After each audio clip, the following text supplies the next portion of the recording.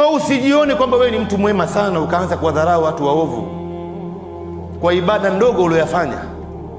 Wewe ni nani mwanzo kumtolea mtu hukumu?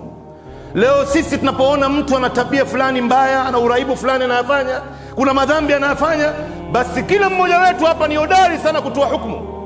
Anawaambia wenzie, yule bwana hawezi kutoboa, yule bwana hawezi kusamehewa. Wewe ni nani wewe?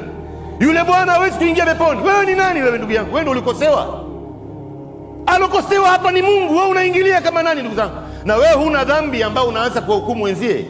Na ibada ambao unazifanya imeshakubaliwa, wewe unajua imekubaliwa. Hakuna ambaye anayejua. Yako wewe ilikuwa nitakana umfanyie dawa huyu mtu na umuombee dua. Wewe hujui dawa yako na dua yako itamtoa nani katika shimo gani, wewe hujui. Lakini sisi wengi wetu hapa tunashirikiana na sheitani kana kwamba sisi tushaingia peponi. Kazi yetu ni kutoa tu hukumu. Unamdharau mtu kwa sababu ya tabia fulani alionayo, na wewe pia unayo yako, lakini yako wewe huoni, unaona ya wenzie tu, na saa nyingine yako ni mbaya zaidi kuliko hata yake.